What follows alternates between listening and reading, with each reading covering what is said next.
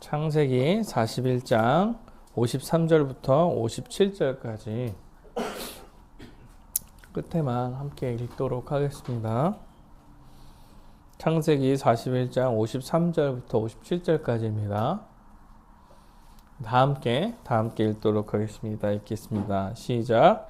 애굽 땅에 7해의 풍년이 그치고 요셉의 말과 같이 7해 흉년이 들기 시작하매 각국에는 기근이 있으나 애굽 온 땅에는 먹을 것이 있더니 애굽 온 땅이 굶주림에 백성이 바로에게 부르짖어 양식을 구하는지라. 바로가 애굽 모든 백성에게 이르되 요셉에게 가서 그가 너희에게 이르는 대로 하라 하니라. 온 지면에 기근이 있음에 요셉이 모든 창고를 열어 애굽 백성에게 팔세. 애굽 땅에 기근이 심하며 각국 백성도 양식을 사려고 애굽으로 들어와 요셉에게 이르렀으니 기근이 온 땅에 심함이었더라. 아멘. 요셉에 대한 말씀, 창세기 거의 끝나가죠. 이제 얼마 안 남은 것 같아요. 창세기 말씀 보고 있습니다. 요셉의 인생 스토리는 약간 고난의 스토리였습니다. 어머니도 빨리 여의고 형제들의 시기 질투를 받아서 죽음의 위협을 당하는 인생을 살았죠. 그 형제들한테 팔려가 애굽에서 종살이하며 살았는데 종살이하면서 사는 거에 그치지 않고 모함을 받아 옥에 갇히게 되죠. 옥에서도 잘 지냈는데도 불구하고 아무도 알아주지 못한 삶을 살아온 것입니다. 종으로 팔려서 살아온 시간이 17년여 되죠. 그 전에 당했던 자잘한 고난까지 합치면 이 요셉의 인생은 약간 우울했을지도 몰라요. 그러나 이 인생이 신자들의 이야기임을 말씀드린 것 같습니다. 그리고 이 요셉의 이 상황을 성경은 형통이다라고 이야기합니다. 세 가지에서 그렇게 형통이라고 이야기하는 건데, 하나는 여호와 하나님께서 함께 하셔서 고난을 이길 힘을 주심의 형통이다라고 말할 수 있습니다. 여호와 하나님의 백성으로 여호와께서 함께 하신다는 생각에 좌절하지 않고 그의 백성답게 살 수 있게 능력을 주시는 거죠. 여호와 하나님께서 함께 하신다는 생각에 그는 힘써 살아온 것이고, 그것이 여호와 하나님께서 형통이다라고 요셉을 향해 말하고 있는 거예요. 두 번째는 여호와 하나님께서 우리를 실제로도 보호하실 거라는 거야. 많은 어려운 가운데서도 빠져나갈 길을 허락하시고 계속해서 그래도 그 내가 기대할 만큼의 아주 큰 성과가 없을지라도 여호와 하나님께서는 그를 지키고 자기 백성을 지키며 우리와 함께 하신다는 겁니다. 세 번째로는 그 형통의 가장 중요한 면은 여호와 하나님의 계획 아래 그 계획에 동참하는 사람이 되었다는 거예요. 동역자로서 서 있는 것 자체를 형통이라고 말하는 것입니다. 요셉은 우여곡절을 겪으며 여호와 하나님의 계획을 이루기 위해 여러 가지 열심을 다해서 살고 고난을 받았고, 결국에는 주와 함께 주의 일에 쓰임을 받는 한 역할을 감당하는 일을 하게 되죠. 우리는 여호와 하나님의 백성으로서 그의 계획 아래 계획과 함께 한다는 것 자체가 형통임을 기억하며 살아야 할 것입니다. 오늘 살펴볼 41장은 40장과 연결되는 본문입니다. 오늘 본문은 요셉의 이야기에 누군가는 절정이라고 생각할 수도 있어요. 왜냐하면 요셉이 총리가 되기 때문에 그렇죠.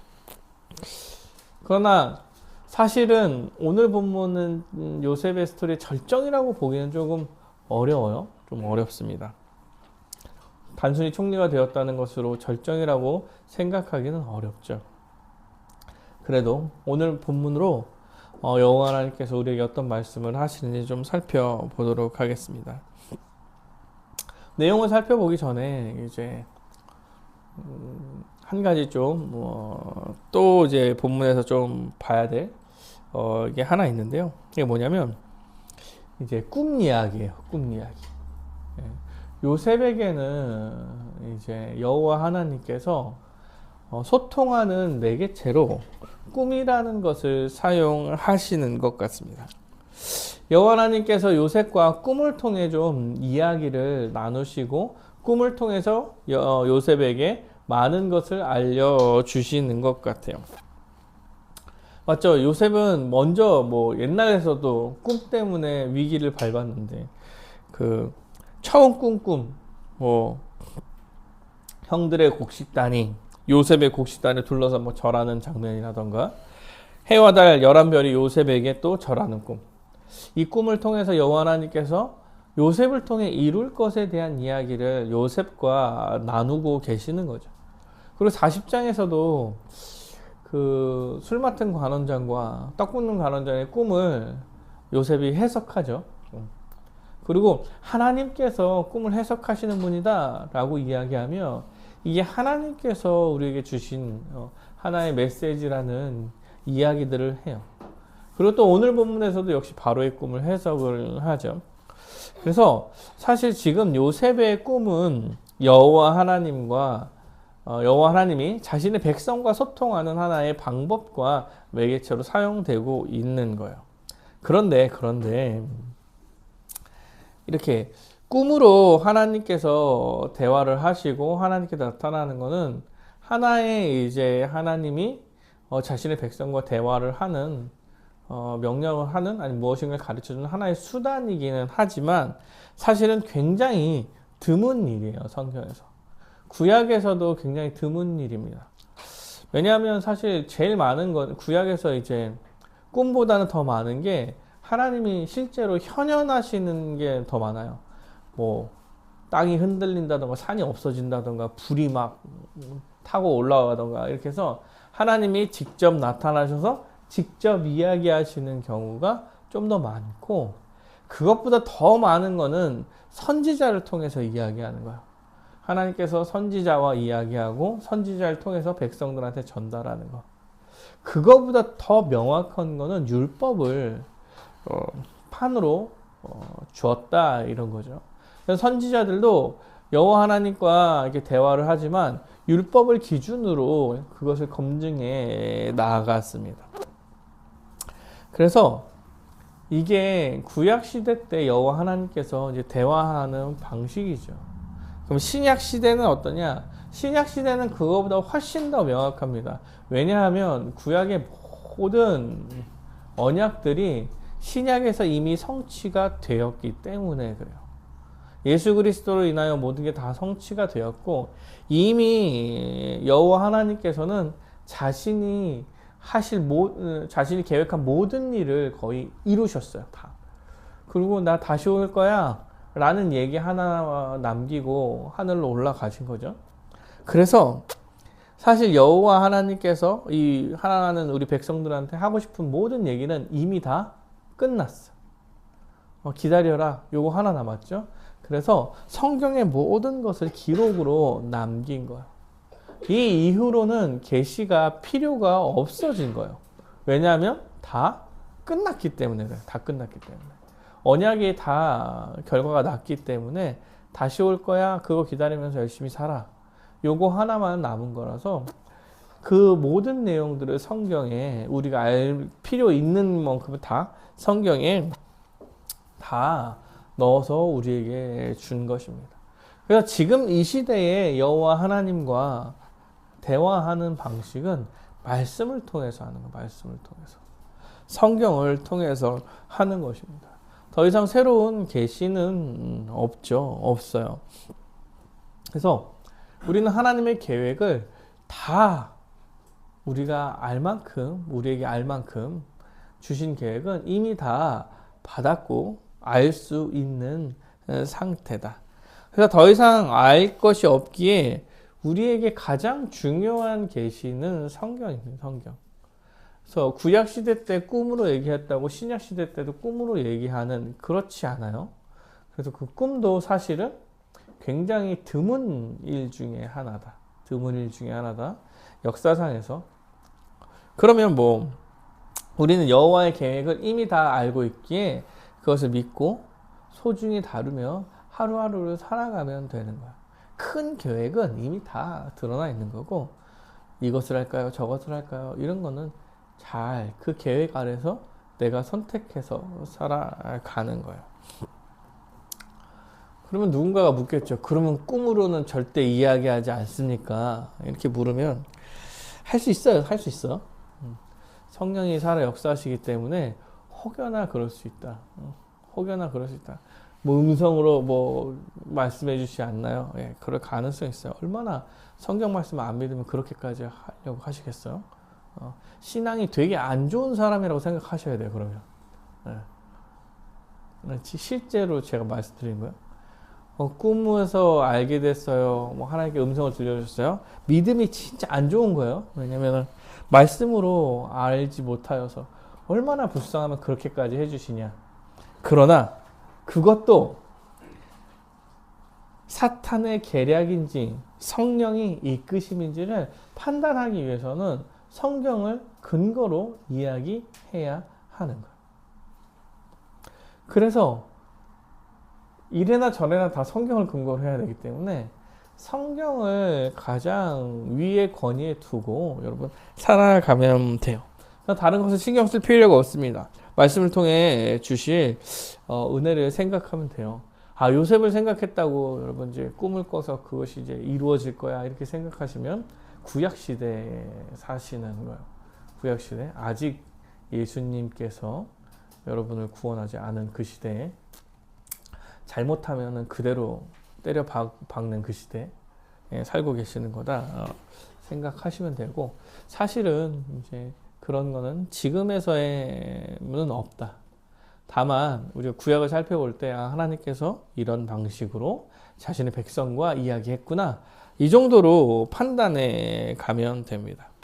그러나 오늘 본문에서는 요셉의 이야기는 꿈은 여호와 하나님께서 자신의 계획을 그 백성과 소통하려고 주시는 꿈이죠. 그래서 그 꿈에 대해서 좀 살펴볼 필요가 있는 것입니다. 바로왕이 오늘 꿈을 꾸게 됐어요. 바로왕이 꿈을 꾸게 됐습니다. 바로가 꾼 첫 번째 꿈은 이제 살찐 일곱 암소가 흉하고 파리한 일곱 소에게 먹히는 꿈이었어요. 나일강에 아름답고 살찐 일곱 암소가 갈밭에서 이제 풀을 뜯어먹고 있었죠. 이제 그 뒤에 아주 흉하고 사게 생긴 암소 일곱이 올라와서 살찐 암소를 잡아먹었어. 소가 소를 잡아먹는 것도 되게 괴상한 건데 그런 꿈을 꾼 거야. 그래서 잠에서 깼어. 그리고 다시 잠자리에 들었는데 두 번째 꿈도 비슷하죠. 무성하고 한 줄기에 무성하고 풀이 충실한 일곱 이삭이 나왔고, 그 후에 가늘고 동풍이 마른 일곱 이삭이 나왔는데, 그 마른 일곱 이삭이 무성하고 충실한 일곱 이삭을 삼킨 거야. 바로가 꿈에서 깨어납니다. 이상하게 생각한 거죠. 진짜 이런 꿈이 있나? 이런 괴상한 꿈이 있나? 그래서 좀 괴상하게 생각하니까 이 꿈을 해석한 사람을 찾기 시작합니다.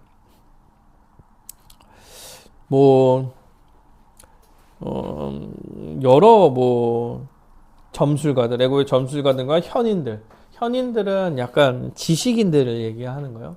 점술가들이든 지식인들이든 다 찾아봐요. 그런데 아무도 해석하는 자가 없더라. 이거 해석 잘못했다가 죽을 수도 있어요. 왕의 꿈을 해석 잘못했다가 죽을 수도 있기 때문에 아무도 섣불리 나서지도 못하고 그 꿈을 해석하지도 못합니다. 이때 술 맡은 관원장이 딱 누구를 생각하냐면 요셉을 생각하게 되는 거예요. 왜요? 예, 40장을 또 살펴볼 필요가 있죠. 술 맡은 간원장이랑 떡 굽는 간원장이 그 옥살이를 할 때 요셉과 함께 옥살이를 할 때 요셉이 그의 꿈을 해석해 준 적이 있어요. 그리고 40장 8절에 그 해석할 때 이렇게 얘기합니다. 해석은 하나님께 있지 아니하나이까 청하던대 내게 이르소서. 요셉은 약간 꿈 해석에 대한 자신감이 좀 있었던 것 같아요. 하나님께서 이 꿈을 통해서 나와 대화를 하신다는 생각을 좀 하고 있었던 게 아닌가 싶어요. 사실 여기 그 옥살이 할 때 요셉은 그 술 맡은 간원장이랑 떡 굽는 간원장을 섬기는 자였어. 둘 다 옥살이를 하고 있는데도 불구하고 그 옥살이에서도 위아래가 있었던 거예요. 위아래가 있었어. 그래서 그들을 막 섬기고 있었는데 그 꿈을 당당하게 해석해 주겠다 이렇게 이야기하죠. 그리고 여호와 하나님께서 명확하게 이것을 해석해 줄 것이라고 믿었고 그 해석이 되게 명확했죠. 정확하고 명확한 해석을 해 줬어요. 술 맡은 간원장의 꿈은 그거였어요. 요셉에게 말하여 이르되 포도나무가 있는데 그 나무에서 세 가지가 있고 싹이 나고 꽃이 피고 포도송이가 익었고 내 손에 바로의 잔이 있기로 내가 포도를 따서 그 집을 바로의 잔에 짜서 그 잔에 바로의 손에 드렸다. 이렇게 꿈을 꿨다. 이렇게 얘기하니까 바로 해석을 하죠. 그 얘기를 해도 해석은 이러합니다. 세 가지는 사흘이다. 지금부터 사흘 안에 바로가 당신의 머리를 들고 당신의 전직을 회복시킬 것이다. 이렇게 얘기해요. 사흘에 전직을 바로가 회복시키는 일이 일어난 거죠. 되게 명확하게 해석을 해 줬어요. 그리고 떡 굽는 관원장의 꿈도 해석해 주죠. 아주 거기도 명확하게 했어요. 명확하게 떡 굽는 관원장의 해석은 어떻게 하냐면 꿈에 흰 떡 세 광주리가 내 머리에 있고 맨 윗 광주리에 바로를 위해서 만든 각종 구운 음식이 있는데 새들이 내 머리에 광주리에서 그것을 먹더라. 요셉이 이걸 해석해 줬죠. 해석은 이러하니 새 광주리는 사흘이라. 지금부터 사흘 안에 바로가 당신의 머리를 들고 당신을 나무에 달리니 새들이 당신의 고기를 뜯어 먹으리다 하더니. 여러분 약간 T 성향이 있죠. 굳이 이렇게까지 얘기할 필요 없는데 그냥 죽을 거예요 이 정도만 얘기해 줘도 되는데. 그리고 담대한 거지. 사실은 안 좋은 꿈의 해석이죠. 꿈의 해석인데도 불구하고 요셉은 이게 여호와 하나님께서 주신 거라는 생각을 가지고 담대하고 자세하게 말했어요. 뭐 그냥 당신은 죽게 될 것 같아요. 이렇게 얘기해도 되는 거를 달려서 머리가 새한테 뜯겨가지고 죽을 거다. 뭐 이렇게 아주 자세하게 얘기했는데 또 그렇게 되죠. 여호와 하나님께서 말씀하신 거니까 당당한 거예요. 이걸 겪었던 술 맡은 관원장은 요셉이 기억이 나는 거예요. 아, 그가 꿈 해석을 아주 잘했는데. 그래서 이제 이것을 바로한테 이야기하죠. 그러니까 바로가 요셉을 불러다가 꿈을 해석하길 시킵니다. 요셉은 꿈을 하나님께서 해석해 주실 거라고 명확하게 또 알고 있었어요. 16절에 보면 요셉이 바로에게 대답하여 이르되 내가 아니라 하나님께서 바로에게 편안한 대답을 하시리이다. 이렇게 얘기해요. 사랑하는 여러분, 지금 요셉의 상태는 옥에 갇힌 죄인이고 꿈을 물어보는 자는 한 나라의 왕이에요. 그 앞에서 다른 사람들도 아무도 해석하려고 하지 않았던 그 꿈을 담대하게 여호와 하나님께서 해석하실 것이다 라고 말하고 있는 거예요.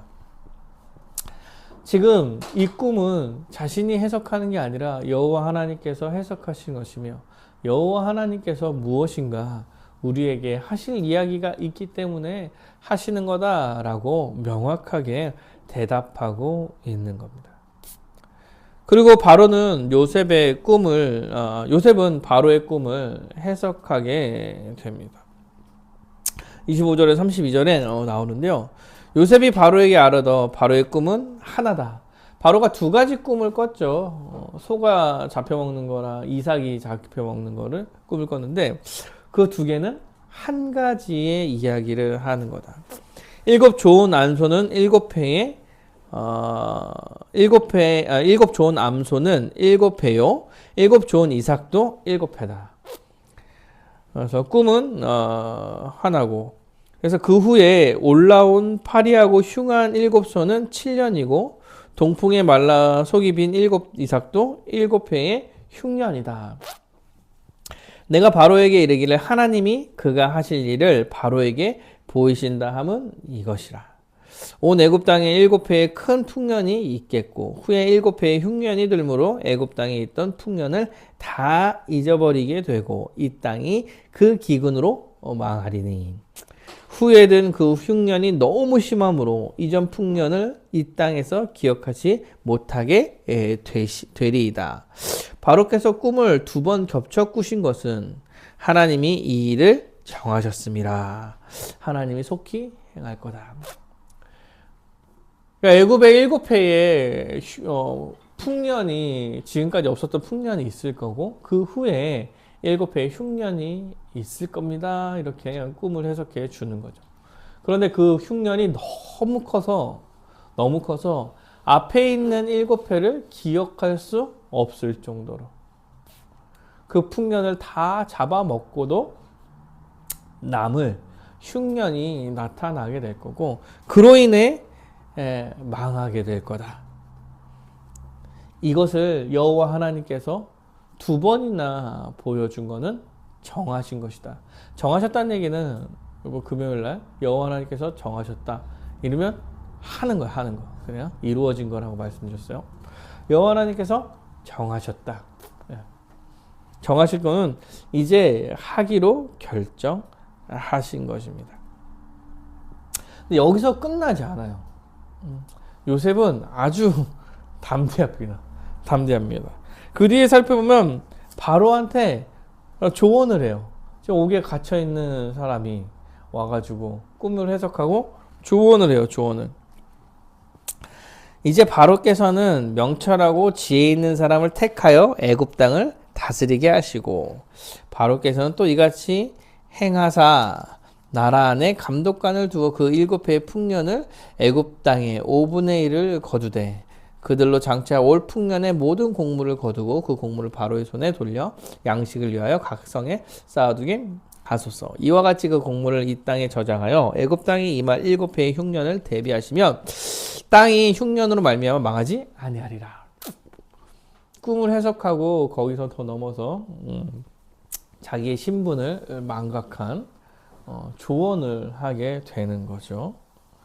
여러분 이게 사실은 쉬운 일이 아니에요. 근데 요셉은 어떻게 보면 되게 순수한 사람이고 어떻게 보면은 이제 눈치도 없고 그냥 그 정도를 따라가는 사람이죠.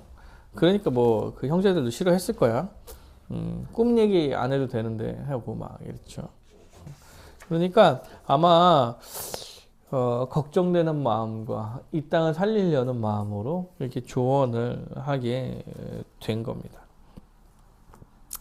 그런데 이게 다행히도 애굽 왕 바로와 이제 신하들은 이것을 아주 좋게 여겨요. 이 조언들을 아주 좋게 여기고 이 꿈에 대한 해석을 아주 좋게 여깁니다. 38, 39절에 이렇게 얘기하죠. 바로가 그 신하들에게 이르되 이와 같이 하나님의 영에 감동된 사람을 우리가 어찌 찾을 수 있으리요 하고 얘가 하나님께 감동된 사람이구나. 하나님이 지키시는 사람이구나. 바로가 하나님을 믿냐 안 믿냐는 떠나서 얘는 진짜 얘가 믿는 신이 얘를 지켜가고 있구나. 하나님이 이 모든 것을 내게 보이셨으니 너와 같이 명철하고 지혜 있는 자가 없도다. 이렇게 얘기 없도다. 그래서 이제 요셉에게 이제 총리의 자리를 수여하게 됩니다. 근데 아주 높은 자리를 수여하는 거죠. 아주 이게 사실 드라마틱하죠. 그 옥살이 하던 종이 이제 한 나라의 총리까지 올라가는 일이에요.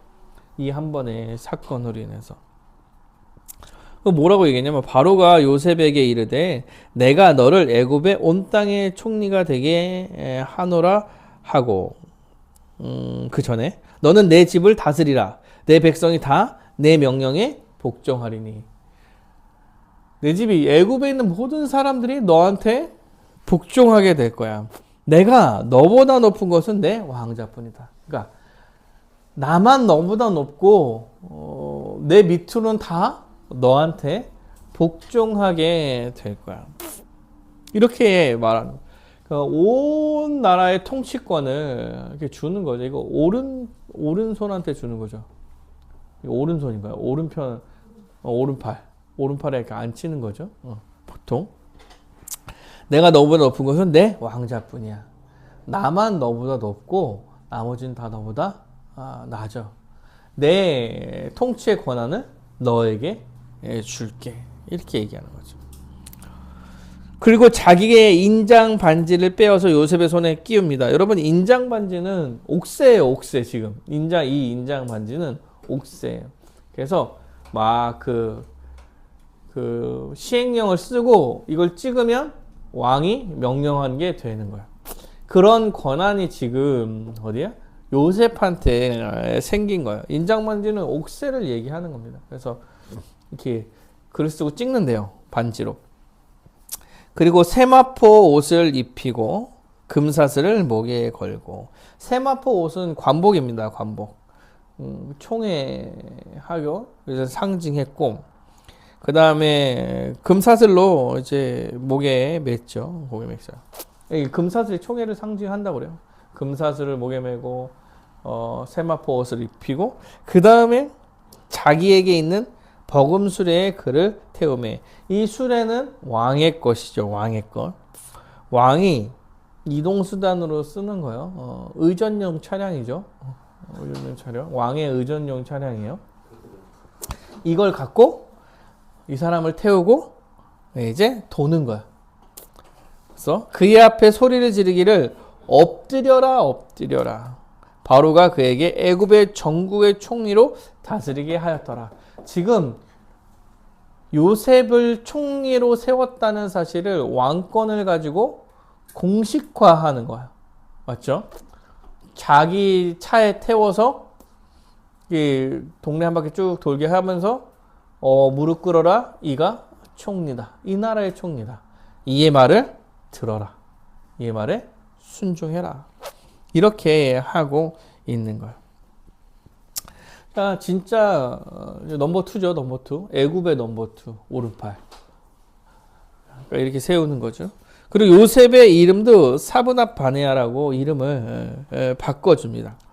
왜냐하면 이제 요셉이라는 이름이 그 애굽의 이름 같지 않아서 그런 거예요. 히브리 출신이기 때문에 그 이름이 애굽의 이름이 아니라 혹시나 사람들이 업신 여길까봐 이름을 지어주는 거예요. 그리고 높은 지위의 딸과 결혼하게 해서 그의 지위를 높여주는 것입니다. 이렇게 요셉은 여호와 하나님의 이끄심을 따라서 총리가 된 거예요. 그리고 여호와 하나님께서 요셉을 총리로 세우고 나서 고난이 지고 여러분 그 풍성한 풍년이 7년이나 있게 되잖아요. 요셉을 총리로 앉히고 나서 풍성한 풍년을 허락해 주시는 거예요. 46절에 요셉이 애굽 왕이 바로 앞에 설 때에 30세라. 30살이에요. 17살에 팔려가서 30살이면 13년이에요. 13년. 13년 동안 있다가 온 거죠. 온 거예요. 14년 후에 총리가 돼서 7회의 풍년을 겪게 되는 거죠. 소출이 심이 많대요. 심이 많대. 소출이 아주 심이 많아요. 풍년이. 요셉이 애굽 땅에 있는 그 7년 곡물을 거두어 각 성에 저장하되 각 성읍 주위에 밭을 곡물을 그 성읍 중에 쌓아두매 쌓아둔 곡식이 바다에 모래같이 심이 많아 세기를 그쳤으니 그 수가 한이 없음이었더라. 풍년에 대한 표현을 하는 거예요. 곡식이 바다 모래 같아요. 그럼 바다 모래가 다 곡식이라고 여러분 생각하시는 거예요. 곡식이 그렇게 많아. 너무 많아서 셀 수 없어서 세는 거를 그치고 수가 한이 없었더라. 그리고 요셉이 아들을 또 낳았어요. 장자의 이름은 문낫세. 하나님이 내게 모든 고난과 내 아버지 온 집의 일을 잊어버리게 하셨다는 뜻으로 잊어버렸다라는 뜻으로 문낫세라고 진 거고, 차남의 이름은 에브라임이라. 에브라임 창성하다 이런 얘기예요. 창성하다. 그래서 하나님이 나를 내가 수고한 땅에서 번성하게 하셨다 함이었더라. 이 땅에서 번성하게 하셨다 함이었더라. 사랑하는 여러분, 지금 요셉은 지난날의 고난을 잊고 여호와 하나님의 번성을 누리게 되는 거예요. 17세의 노예로 시작해서 14년간 인생이 어려웠지만 그게 헛되지 않은 인생이었어요.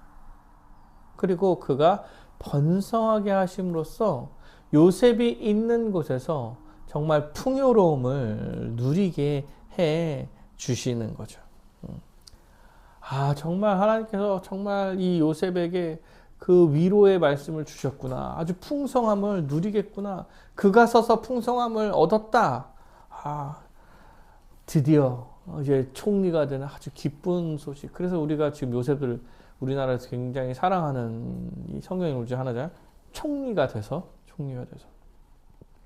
여호와 하나님의 복을 받았어.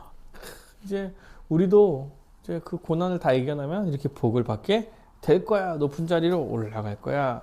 라는 것을 사실 말하려는 본문은 아니에요. 왜냐하면 성경의 이야기가 여기서 끝나지 않아요. 여러분, 성경을 볼 때 제일 중요한 것 중에 하나가 뭐냐면은 성경 인물이 어떤 일을 했고 어떻게 됐다가 아니라 여호와 하나님께서 그 인물을 통해서 하고 싶은 얘기가 무엇이냐, 그 인물을 그 자리에 세우고 뭘 하게 했느냐, 그럼으로써 어떠한 얘기를 하려고 하는 거냐가 중요한데, 요셉을 생각하면 요셉을 총리로 세운 이유는 무엇인가? 총리로 세워서 요셉을 통해서 하고 싶은 얘기가 무엇인가? 우리는 이것을 본문을 통해서 살펴봐야 하는 거예요. 여러분, 무슨 일을 했습니까? 총리가 돼서 7년 동안 풍년이 있을 때, 아주 모래알 같은 곡식의 풍년이 있을 때 이것을 모았어요. 총리로서의 역할을 또 성실히 수행하는 거예요. 그리고 여호와 하나님께서 7년의 흉년을 허락하실 것을 알기에 그 7년 동안의 풍년에 많은 곡식을 모아서 흉년을 대비합니다. 그리고 요셉이 7년 동안 곡식이 저장하여서 흉년이 이르렀을 때 이제 애굽 땅에는 곡식이 있는 거예요. 이미 저장해 놨기 때문에 그래요. 그래서 흉년이 일어서 애굽 땅 사람들이 바로한테 부르짖을 때 바로는 뭐라고 얘기하냐면 요셉에게 가라. 요셉이 해결해 줄 거야. 이 흉년의 문제를 요셉이 해결할 거야. 요셉에게 가라. 그래서 요셉은 그 모아두었던 곡식을 이제 팔기 시작해서 애굽의 백성들을 살리기 시작하는 거예요. 애굽의 백성들만 뿐만 아니죠. 그 주위에 흉년이 다 들어서 모두가 다 죽을 고비가 있으니까 다 애굽으로 와서 곡식을 사기 시작하는 거야. 다른 나라에도 기근이 심했고 다른 나라에도 애굽의 곡식을 구하기 위해 애굽으로 와서 먹고 사는 일이 벌어지는 거죠. 여호와 하나님께서는 단순히 요셉을 총리로 세우셨다 이런 이야기만 하려는 것이 아니라 그를 세워서 애굽의 백성들과 그 이웃을 살려내심에 대한 이야기도 같이 하고 있는 거예요. 여호와 하나님께서는 풍년과 흉년을 계획하시고 그것을 실행하시기로 결정하시고 요셉을 세워서 그 계획을 알려주시고 사람을 살릴 기회를 주신 거예요. 7년의 풍년이 있을 때 사람들은 곡식을 여러분 7년의 풍년이 계속 된다면 여러분 어떻게 사실 것 같아요? 보통은 다음에 흉년이 있을 걸 대비해서 모아둬야지. 여러분 이렇게 사는 사람들이 거의 없을 거예요.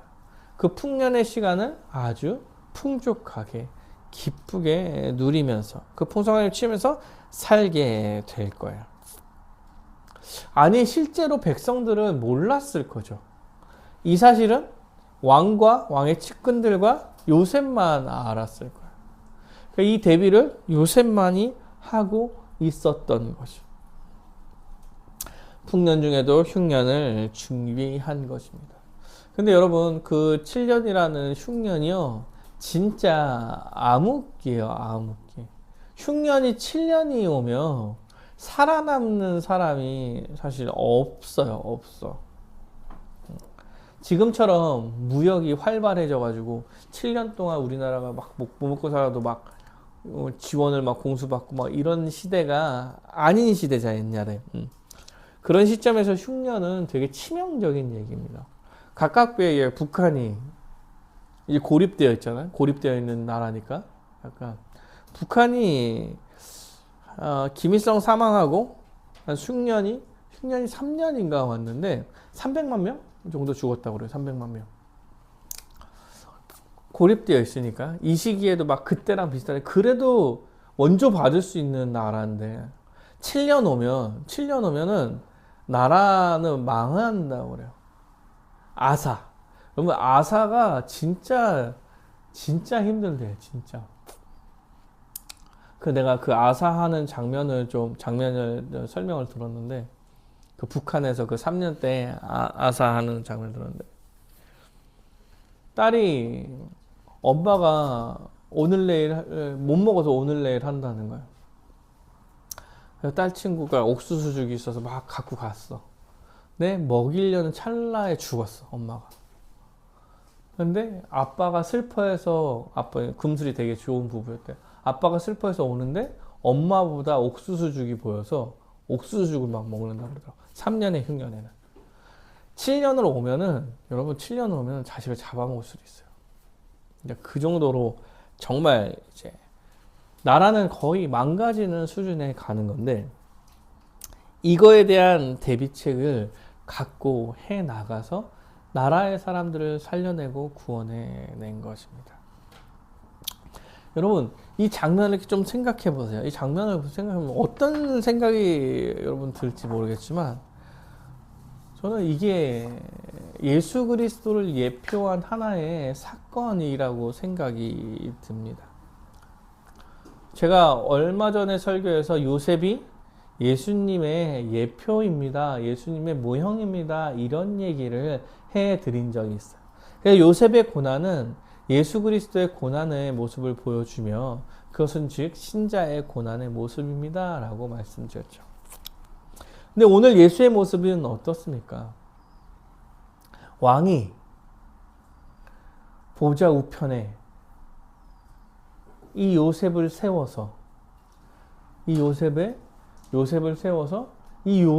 통해서 죽어가는 백성이 풍성함을 누리고 살아날 수 있는 구원의 기회를 얻게 되는 이러한 모습이 오늘 요셉의 모습에서 나타나고 있는 거예요.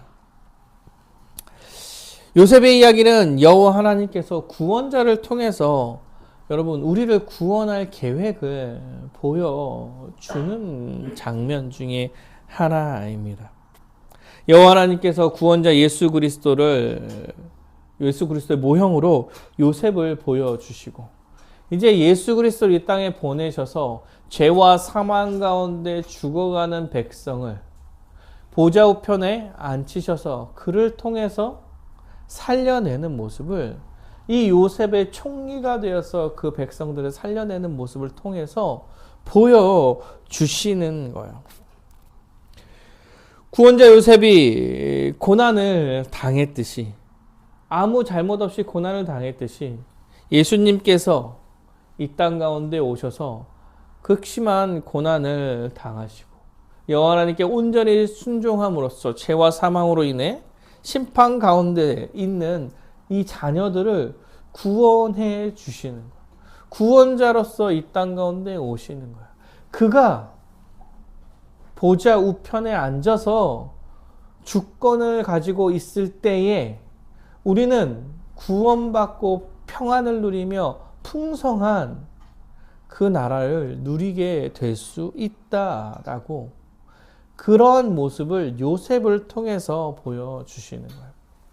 여호와 하나님께서 한 백성을 세워서 내 백성, 내 자녀, 언약 백성 하나를 세워서 이 모든 구원을 이루신 것처럼 내가 나의 백성들을 잊지 않고 언젠간 구원자를 세워서 그들의 영원한 삶을 책임질 그 구원을 이루어내겠다 라는 것을 지금 보여주고 있는 것입니다. 그래서 여호와 하나님께서는 예수 그리스도를 이 땅에 보내시고 그에게 모든 죄에 대한 형벌, 고난을 받게 하시고 그를 보좌 우편에 앉으셔서 믿는 모든 자들을 그의 능력으로 살아나게 영생에 이르게 해 주시는 거예요. 우리는 그러한 믿음을 가지고 있는 것이고 요셉을 통해서 그러한 구원을 주신 하나님에 대해서 살펴볼 수 있는 거예요. 말씀을 좀 마무리해 보려고 합니다. 사랑하는 여러분, 우리의 믿음은 총리가 된 것, 또 높은 자리에 올라가서 사회적 성공을 이루고 무엇인가 얻게 되는 것을 요셉을 통해서 여호와 하나님께서 말하려는 바가 아니에요. 그것에 너무 집중해 있어서 정작 여호와 하나님께서 무슨 얘기를 하려는지를 잘 못 보고 있는 거죠. 요셉의 인생의 절정은 그 형제들이 무난하여 무릎 꿇고 인사할 때, 그래서 그 형제들을 살려낼 때, 지금은 여호와 하나님께서 그 계획을 세우기 위해서 총리로 세운 거예요. 그리고 그 총리로 세워서 그 백성들을 구원할 것. 그 믿지 않은 백성, 애굽 백성이지만 그 백성들을 살리고 그 주위에 있는 사람들을 살려냄으로써 하나님의 구원이 어떤 것인지에 대해서 이 요셉을 통해서 보여주려고 하는 거예요. 결국에는 요셉이 언약 백성을 살려냄으로써 그 언약이 이어져 예수 그리스도의 십자가의 은혜로 우리가 살아나는 거거든요. 지금 여호와 하나님께서는 이것을 보여주고 이것을 알리시는 것입니다. 사랑하는 여러분, 우리가 믿는 것은 여호와 하나님께서 우리를 살려내실 것이라는 거예요. 아니요, 우리는 이미 예수 그리스도의 십자가의 은혜를 받은 이후에 사람들이므로 우리는 이미 예수 그리스도, 여호와 하나님이 예수 그리스도를 통한 그 계획을 이미 본 사람들인 거예요. 우리는 믿음으로써 그 영생을 이미 받은 자로 살아가고 있는 것입니다. 사랑하는 여러분, 우리에게의 믿음은 그런 거예요. 우리는 이미 그 여호와 하나님의 계획 아래 예수 그리스도께서 주가 되시고 보좌 우편에 앉으셔서 우리를 지도하고 우리를 이끄시며 우리를 지배하시고 우리는 그 가운데서 영생의 복을 지금도 누리고 있다는 사실을 믿는 것이 여러분 우리가 가진 믿음이라는 것입니다. 이미 우리가 구원받은 자녀가 되었다는 사실을 믿으시길 바랍니다. 여호와 하나님께서는 그 어려운 가운데서도 자기의 백성에게 모든 것을 알려주셔서 그 백성을 죽이지 않고 구원에 이르게 해 주실 분이라는 거예요. 우리는 그 구원 역사의 결과로서 하나님 나라의 백성으로 또는 교회로 살게 되는 것입니다. 사랑하는 여러분, 우리는 이 믿음을 갖고 살아가야 되는 거죠. 그러므로 우리는 두려워하며 살 필요가 없고 우리가 무엇인가 더 구하고 더 바라는 것이 아니라 지금 믿는 이 순간에 여호와 하나님께서 우리를 지금도 지켜가고 계시는 것을 믿고 감사하며 살아가는 거예요. 그 예수 안에서 살아갈 때에 우리 요셉처럼 살 수 있지 않을까요? 여호와 하나님께서 모든 것을 다 주관하실 분이고 그 꿈을 여호와 하나님께서 해석하실 분이며 그가 우리를 여전히 지키고 계실 거라는 사실을 믿는다면 담대히 하루하루를 살아갈 수 있는 것입니다. 사랑하는 여러분, 구원자 예수 그리스도 이 믿음을 우리를 하루하루 살아가게 만든다는 사실을 믿으며 여러분 살아가는 여러분이 되시기를 간절히 바라겠습니다.